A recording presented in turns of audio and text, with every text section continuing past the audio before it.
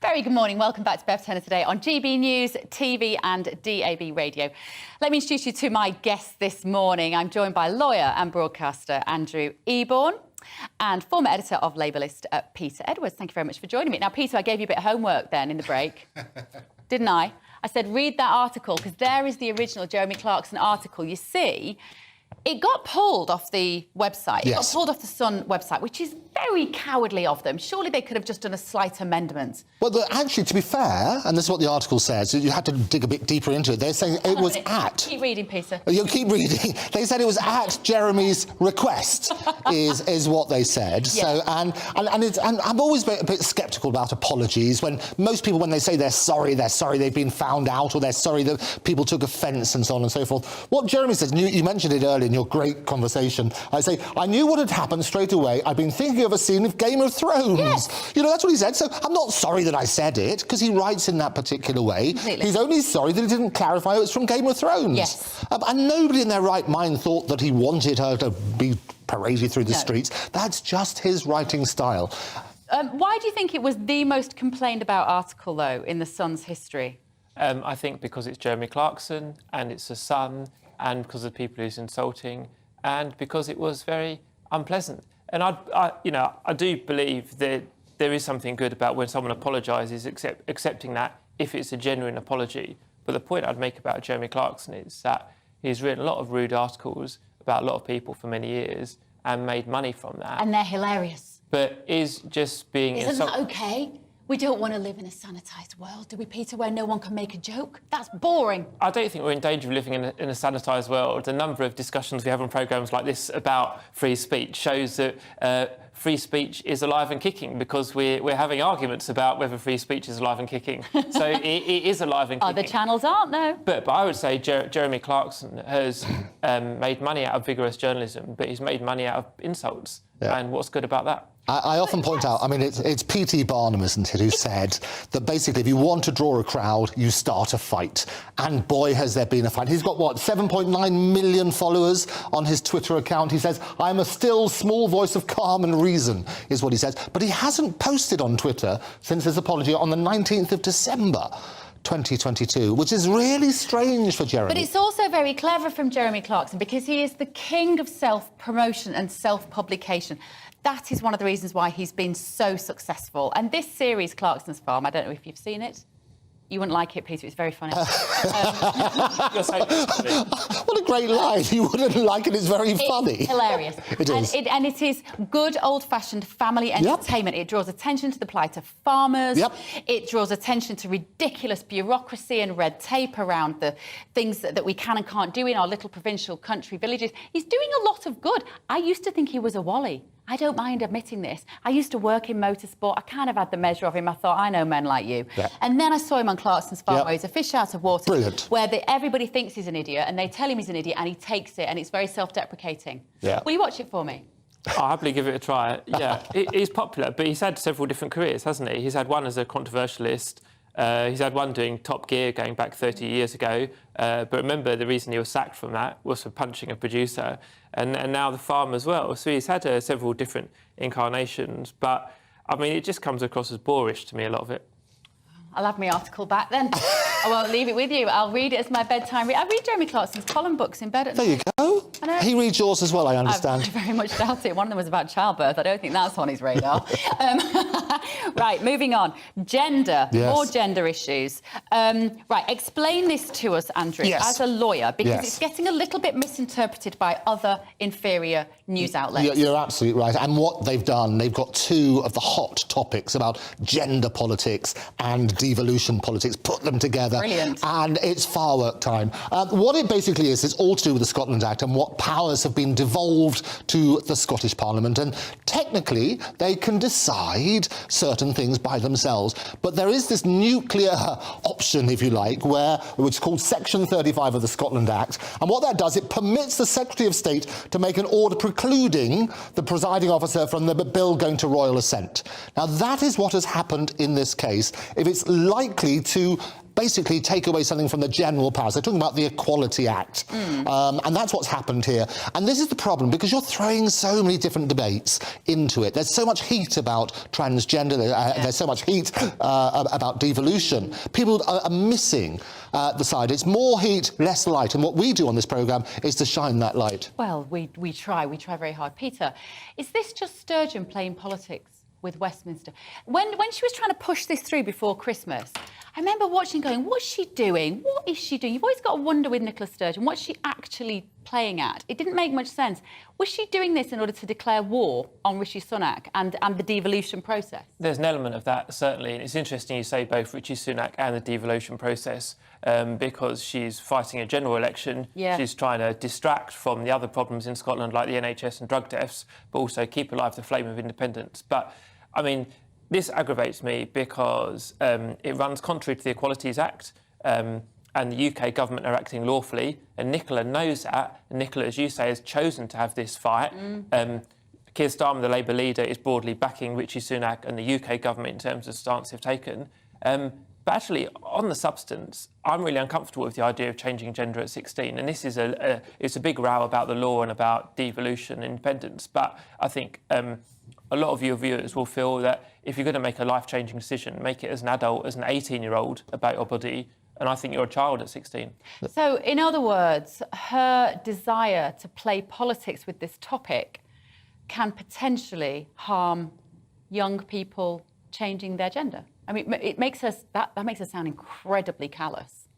Yeah, I wouldn't use the word callous, but clearly there'll be a potential and permanent life-changing impact on teenagers in Scotland, and I think that makes a lot of people on the left and right and not aligned uncomfortable. Yeah. What do you think is going to happen legally, Andrew? Well, I can tell you what's going to happen. First of all, we need to clarify everything in the media, which I think is so important. I mean, Rishi was talking about respect, support and understanding for those in the trans community. Yeah. It's not trying to take away from that. And this is what happens, is because they're such emotive subjects, you need to look at why. And the whole reason about this Section 35 order is to turn around and say, well, is it going to have an impact on the whole of the UK's law about the equality? And it's the whole thing about gender versus sex, and making sure that everybody needs to be protected in this discussion. And that's what happens. I think by throwing in the grenade, if you like, about such emotive topics, it is tricky. But Nicola lost, as we predicted, in the Supreme Court, when she tried to get Indy Ref 2 going, because that was against the whole sort of principle. And I think she'll probably lose on this one as well, because, and it's not to basically diminish the argument and support which everyone wants to give to the trans community.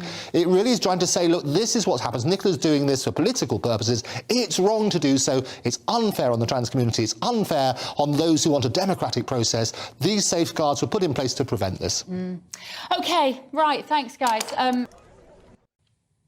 Thank you, Jeff. Right, my panel are back here this morning. I'm delighted to be joined by lawyer, broadcaster and futurist Andrew Eborn. I love that title. Oh, isn't that good?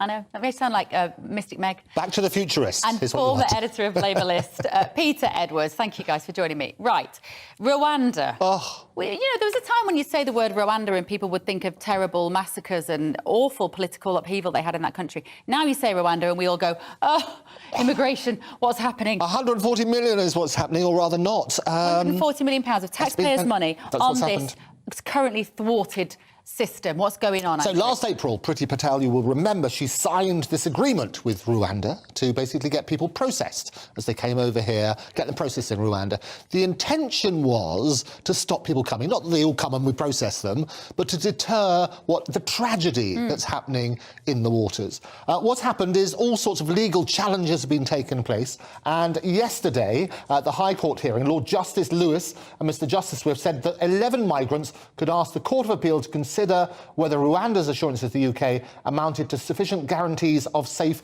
and fair treatment. Now, what that means in practice, it's been kicked into the long grass. It's going to take months more to get this all sorted. You're absolutely right. We need to have safeguards in place.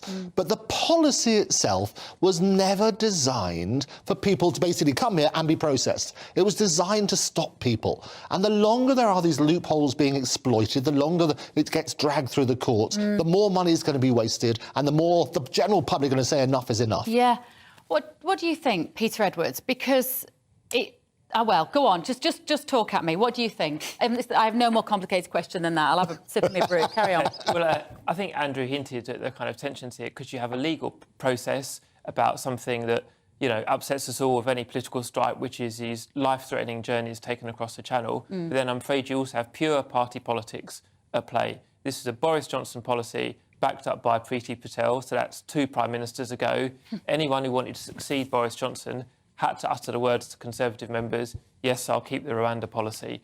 And Rishi Sunak was Chancellor and he wasn't tied to this at all, and he seemed to make no public utterances at all on Rwanda, uttered those words, I'll keep the Rwanda policy. And that allowed him to be elected. And we already know, obviously, that Tory members have very mixed feelings about Rishi Sunak. I mean, even though he was a Brexiteer and he uttered the Rwanda words, this was, yes, I'd say it was a cat-handed attempt to deal with migrant boats, but it was also a pure party political plea to people on the right, and particularly to the inner Conservative Party, to the members who support the Conservative Prime Minister. And it's no surprise that it's kind of run into the dust legally. I think the best thing that can happen now is that there's a fairly quick legal process, so we get clarity. Yeah.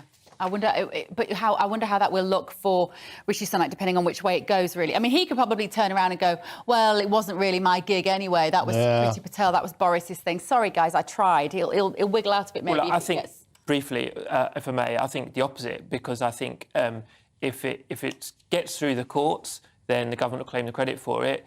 And if it doesn't get through the courts, we could be in another judiciary against the people type row where the Tory government is saying, oh, out of touch, stale male judges are frustrating the will of the people. I don't think that's true at all. I think judges are completely independent, but I think they'll try and convert it into a political gain if they end up being humiliated. You're absolutely right. Stale male judges are totally unfair. You're absolutely right. They're merely interpreting as their job what the law says. OK, right. And on this issue as well about migrants, this is in the Mail today, fines for lorry drivers who inadvertently drive along with a stowaway. At the moment, you get fined £2,000 if you're found to have an illegal immigrant on your vehicle, and that's going to be raised to £10,000.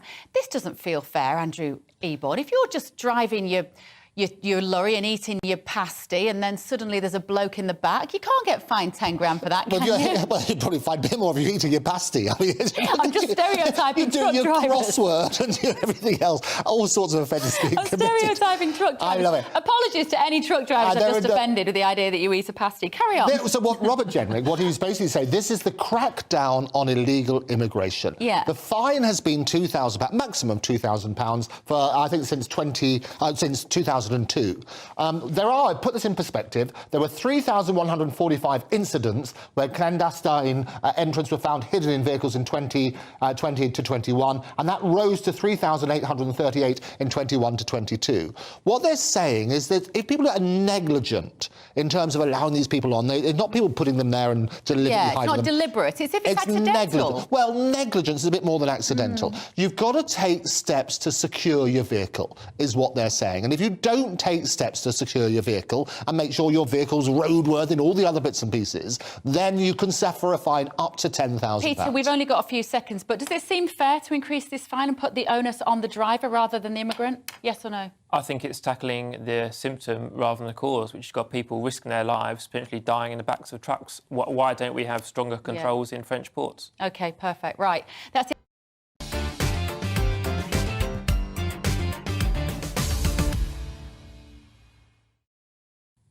Very good morning. This is Bev Turner today on GB News. Thank you for joining me. Some breaking news. We were talking just before the break, and we're going to be discussing it again in a moment.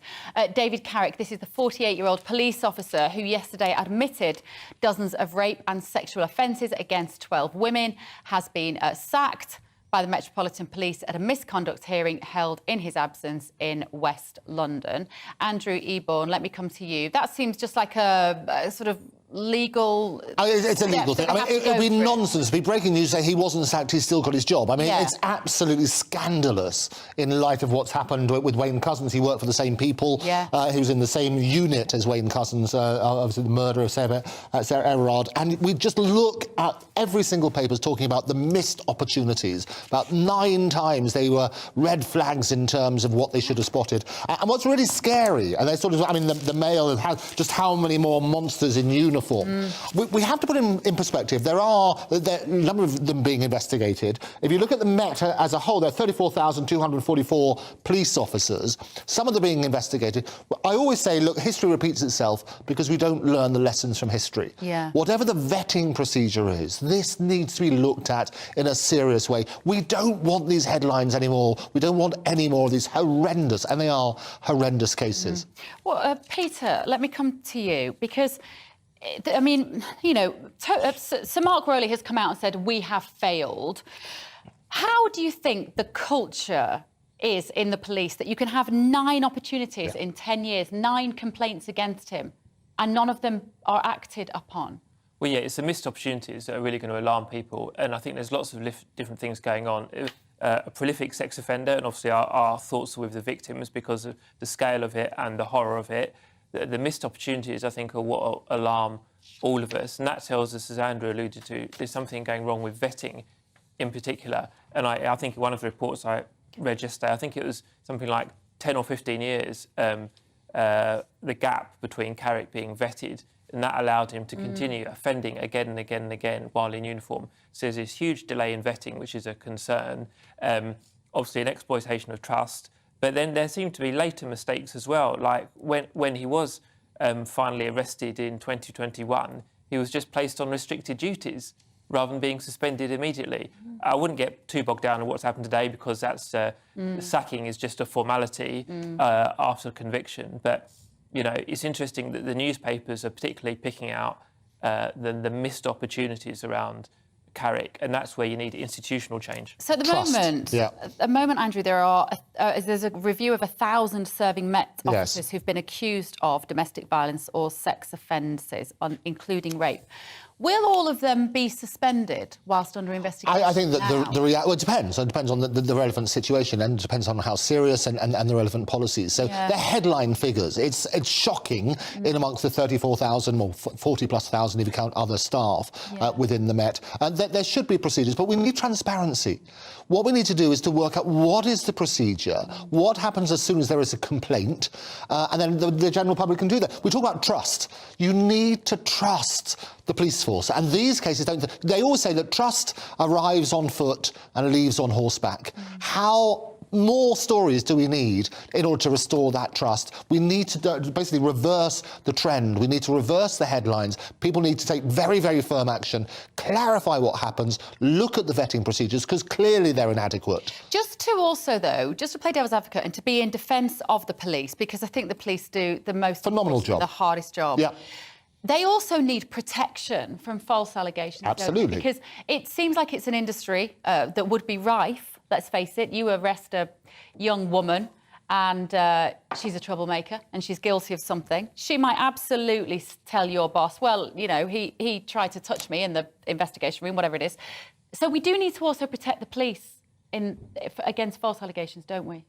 Yeah, of course. I mean, I've no data at all on the number of false allegations around sex crimes, so I wouldn't want to give a view on that. I think I'd make the broader point because there's a lot of appalling headlines rightly today about the police. But, you know, in my day job, I sit in an office outside politics and I hit keys on a keyboard and some numbers come out of it.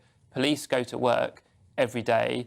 Vast majority of them are decent law-abiding people, and they might die, and they might be killed, and their family knows they might not come home from work. And they face a level of threat, and even short of that, just abuse and hostility that is alien to us but regular to them. Do you think that our relationship with the police, though, Andrew, it's more problematic than just these sex offences, isn't it? Of course. It feels like there is a perpetually low opinion of the police. We have little faith that they're going to come round if we get burgled, etc. And that's the problem, and they get attacked on many fronts. And that's why I say it's important to put it into perspective when I talk about the various people within the police, and their reaction will be the same as ours to this. One of their colleagues, it's outrageous outrageous. So praise where praise is due, the 40,000 plus people who work for the Met, as they say, 34,000 odd police officers. The reality is that they're being attacked on several fronts. You've got the crimes such as this, you have race issues, as you know, about that sort of stuff. You also have how effective they are in terms of tackling crime.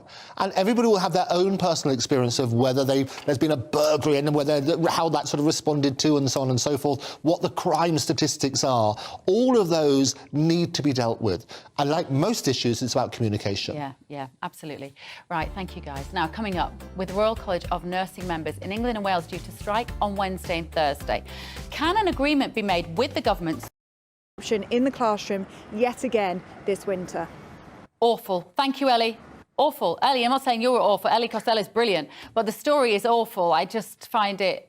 who's worried about the children in this country? Who? Right. That was Ellie Costello there outside the headquarters of the National Education Union. Right, my panel are back with me this morning. Lawyer, broadcaster and futurist Andrew Eborn, and former editor of Labourist Peter Edwards. Here's a story in the Times, page 9. Labour plans to nationalise GPs may cost £15 billion. Peter, we're always looking for a solution to the NHS. Is this it? Well, it could be. I think the GP's model is close to being broken. I disregard numbers that are put out by the Conservative Party, or worse, Conservative Party sources, whoever they are, aides to Steve Barclay. It's no surprise the Health Secretary disagrees with the Labour Party on health policy. But, you know, why is the GP's model broken? To give you a couple of quick examples. First of all, you have to wait so long to get an appointment. But remember, if you work in other sectors, there's Saturday working, there's evening working. Can you get a GP appointment on a Saturday? Can you get a GP appointment, say, at 7 p.m? Some surgeries do that, but it's a minority. So the service is quite old-fashioned in terms of its opening hours. And in all these other sectors, hospitals, police, emergency services, journalism, where people are working 7 days a week and they either get paid more or they get time off. The other point, and it goes back decades to Nye Bevan, is GPs had their mouths stuffed with gold, was a famous adage. And they're run as small businesses, and there's nothing wrong with that per se. Small businesses are vital, but that shouldn't be the model for a public service. Yeah. Andrew, what do you think about this? Because the GP should be our first line of defence in our healthcare, and it no longer feels like that, does it? People know are not going to get an appointment, they rock up to A&E, then we've got a queue at A&E. It's a mess. And firstly, on the figures, you're absolutely right, and there's a number of different solutions. We do need to look at those solutions. What it was is the Department of Health calculations. They're saying, look, you've got to spend about 8.5 billion to 10 billion buying land and property. So you need to look at where the headlines come from. And they're talking about goodwill from buying all these surgeries. That's the other 5 million. So 5 billion, it's all slightly a bit nebulous. What's going to happen is there is a problem. Everybody recognises there's a problem, but there are a number of solutions. I always bang on about artificial intelligence and AI and how that can revolutionise access to research around the world and so on and so forth. We can look at those inefficiencies and tackle those. Everybody within the profession, just as we talked about the police and so on and so forth, they always highlight the bad stuff. There's a lot of great stuff which is happening.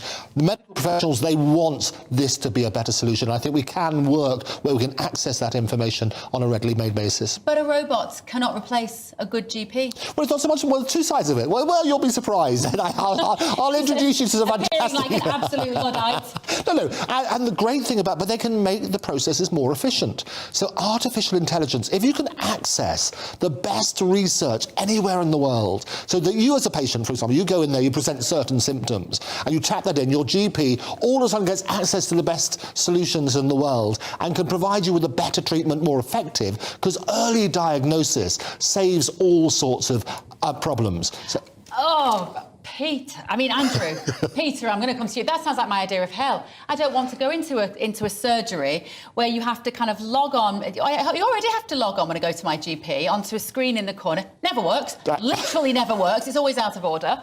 And then get the GP to talk to a computer to find out what's wrong with me. I don't like that vision of the future.